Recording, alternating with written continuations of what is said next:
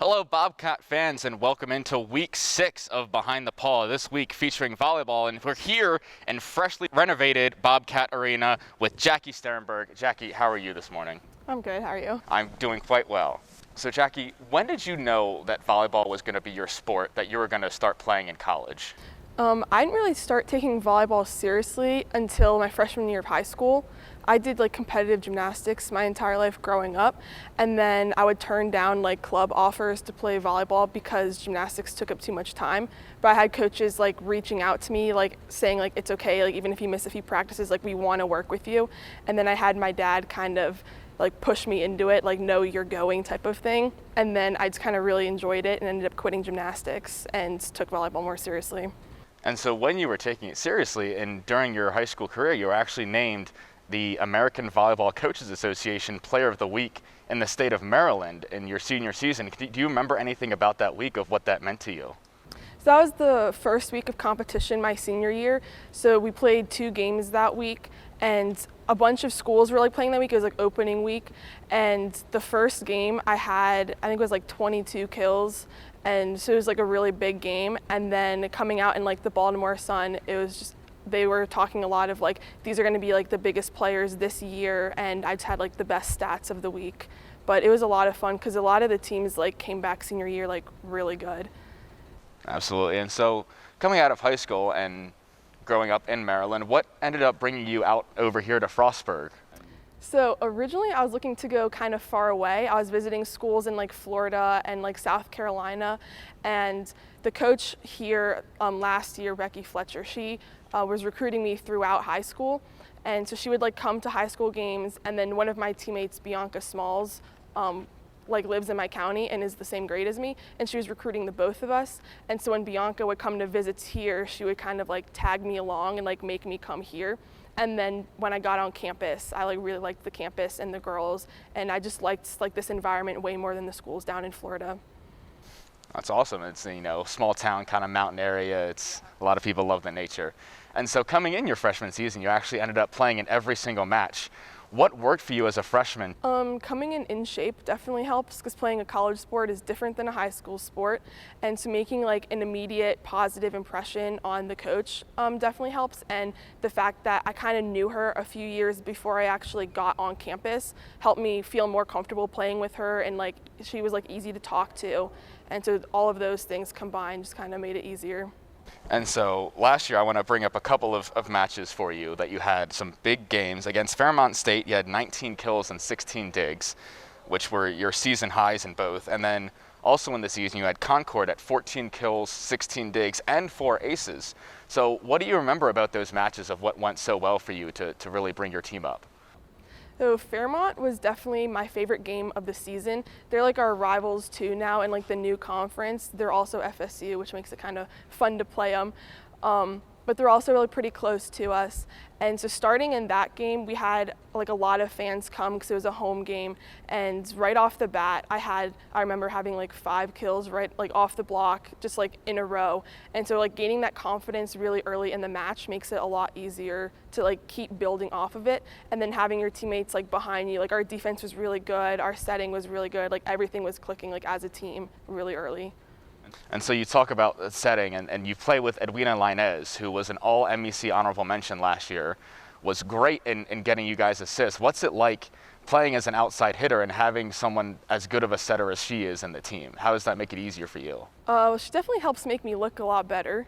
So setting, they don't really get a lot of recognition, because a lot of the wow moments and the points are off of the outside hitters or any of the hitters in general.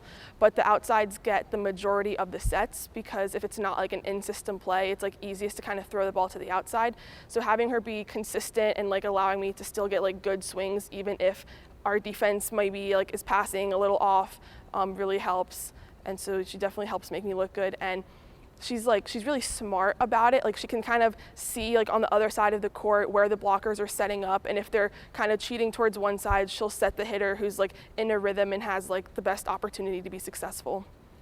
And so you talk about being very smart on the court, and you guys were able to have your first scrimmage the other week. And What was it like being able to finally play volleyball after all of this time off with the pandemic happening and just being able to play competitively in a way against your own teammates still? It was a lot of fun. That was probably like my favorite day so far this year because it like feels different, like putting a jersey on and actually like getting to play. It's a little different because we know each other's like tendencies and stuff like that, and we do play against each other every day in practice. But kind of like getting some parents out here and like being able to like watch and like the live stream, like that was really fun because like my parents haven't seen me play in a while, so it was a lot of fun to get to like actually play in like the same setting. And so you talk about being on the live stream. I was over on the sideline myself, and I was watching how you guys play, and I noticed that you especially were very, very talkative and communicating with your team throughout the whole game. Is that something that you try to put a focus on, and how do you get your teammates to be better when you're on the court? Is it motivating? Is it like coaching them up? What are you talking through the game? It's a little bit of both. The more like you practice talking and stuff, the more like natural it gets. Because originally, newer players are kind of like scared of saying the wrong things and stuff like that. But as you keep going, you realize just saying anything is better than like not saying anything at all. Even just like the noise, even if you can't even understand what they're saying, just kind of helps like bring more energy. But basically you're talking about just anything you see, like where the set is going. You can kind of read the hitter's tendencies, like where you think they're going to hit, to kind of make sure the defense is on the same page. If one of your teammates kind of like has a bad play, you try and like help them like bring it back up and stuff like that. Just kind of like motivating. And if you see something, like sometimes I'll see someone do something that I think is wrong, you can kind of just like help them fix it, because it's a lot harder to kind of see that in yourself.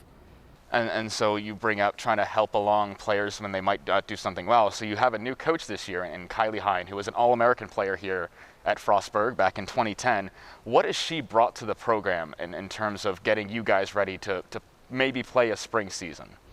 She brings like a whole new vibe to the team. I think she like earned our respect really fast, and it makes us like want to listen to her and want to be better and like really trust the process. And she holds us accountable to everything, and she makes us hold each other accountable a lot more, which I think is really important.